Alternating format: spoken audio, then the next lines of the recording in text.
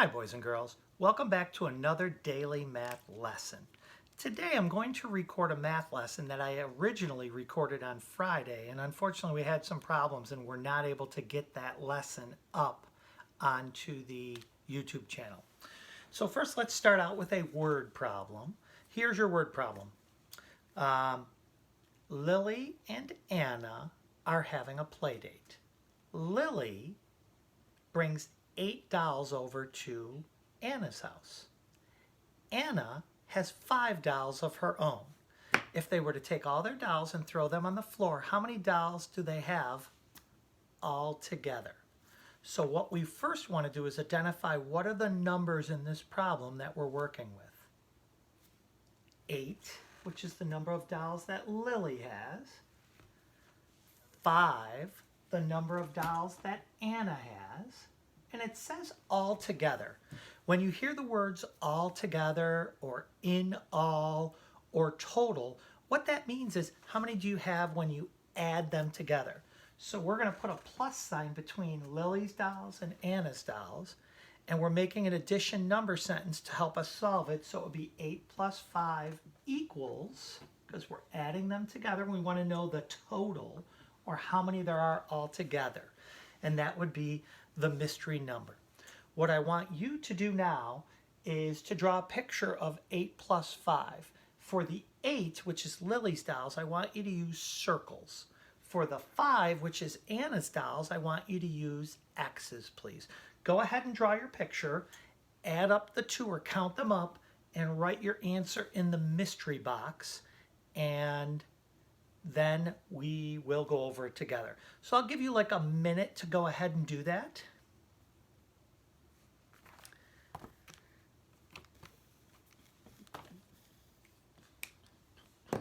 I could sing to you, but nobody wants to hear Mr. V. Trust me, nobody wants to hear Mr. V sing, right?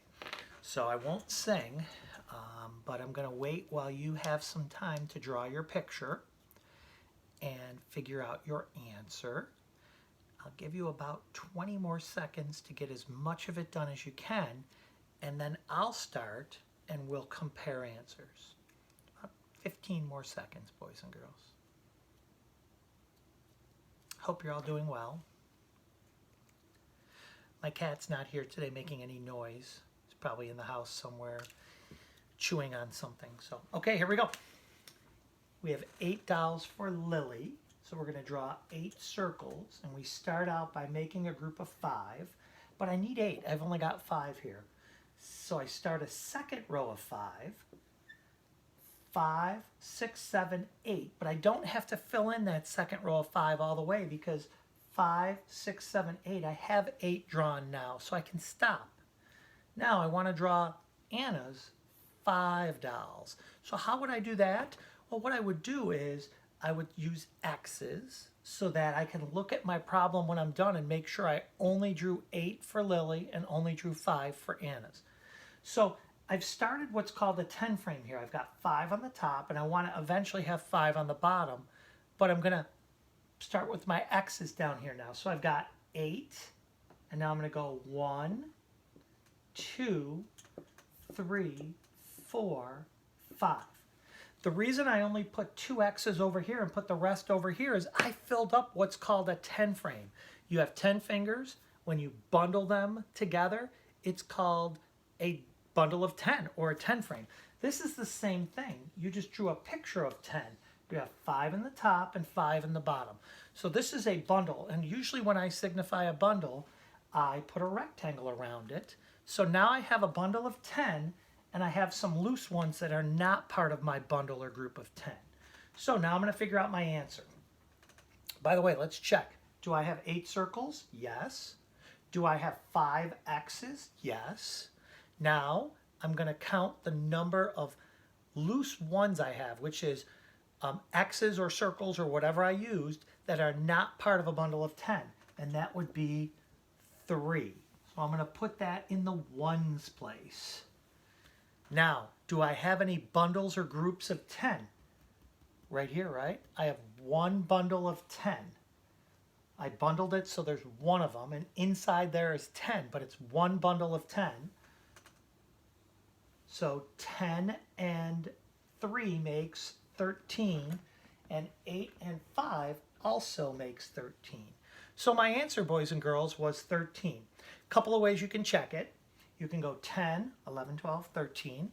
You can count the number of ones like I did, the number of bundles of 10, put that in the 10 place, and that gives you an answer. You could scoop the 8 and count up 5 times. Let's do that. Use your head as your scoops. You go 8. Now I'm going to count up 5 times from 8. 8, 9, 10, 11, 12, 13. So there's a bunch of different ways that you can solve this problem and get the answer 13. All right, next, boys and girls, let's erase this. We have been practicing different ways to make numbers to help us with our math facts. Today we're going to talk about the different ways to make the number 10. How many red and how many green cubes am I showing you? You ready? Let's go. Count the number of red cubes. Count the number of green cubes. Write them up here, or on in your case on your board. How many red did you guys have? 10, that's right. How many green did you see? 0. How many do I have all together, boys and girls? 10 plus 0 equals 10. Now remember, in math, does it matter if we're adding 10 and 0, does it matter which number comes first or which number comes second? It doesn't, does it? So now I want you to count the number of red. Things not quite together. Count the number of green.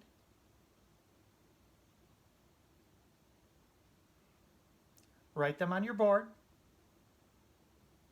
So I came up with 0 red plus 10 green equals 10.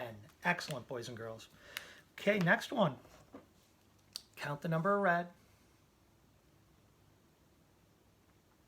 Count the number of green. Write them on your board. Let's get our answer. 9 red plus 1 green equals 10, right. All right, let's keep going. How many red? How many green?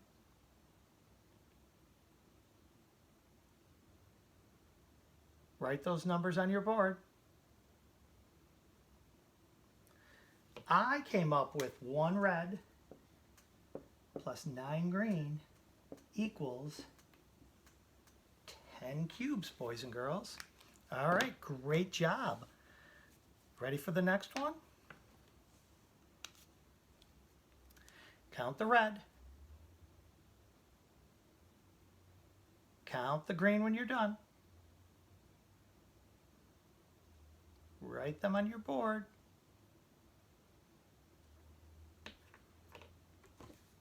I counted 8 red and 2 green, which equals 10 cubes.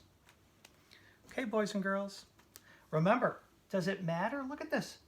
10 plus 0, 0 plus 10. I just took those numbers. The 0 went to the first spot. The 10 went to the second spot. 9 plus 1, 1 plus 9. The 1 went to the first spot. The 9 went to the second spot.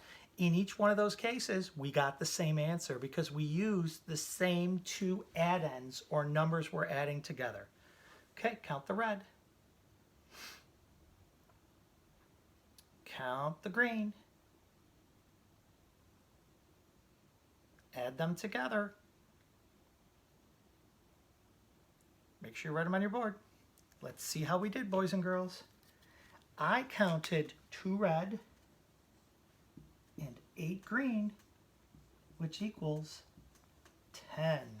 Excellent, excellent, excellent. Okay, we ready for the next one? All right, here we go. Count the number of red. Count the number of green. Write them on your board.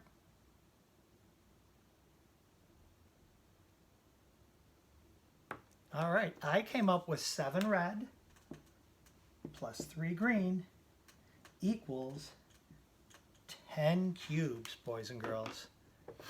All right, we good? Let's try the next one. Count the number of red. Count the number of green. Write them down and add them up. I counted 3 red plus 7 green equals 10. Excellent, boys and girls. We ready for the next one? All right. Count the number of red. Count the number of green. Make an addition number sentence out of them. Got it? How many red did I have, boys and girls? It's 6 red plus 4 green equals 10 cubes. Excellent, boys and girls. Ready for the next one? All right. Count the number of red. Count the number of green. Write them on your board. Add them together. This time I came up with 4 red, 6 green. 4 plus 6 equals 10. Excellent, boys and girls. We're down to our last one for today. Are we ready? We're not going to have room, so I'm going to have to write it up at the top, I think. There we go. We'll take away the 10 here because we know we're finding ways to make 10. Count the number of red. Count the number of green. Write them down on your board. Add them together. I counted 5 red and 5 green. 5 plus 5 equals 10. That's called the doubles fact, boys and girls, meaning that if I move this 5 to the first and this 5 to the second, it's the same fact. 5 plus 5 is 10. Doubles facts means that both of the addends or numbers that you're adding together are the same number. So you don't have to switch them. Doubles facts are, in this case, 5 plus 5 equals 10. Excellent.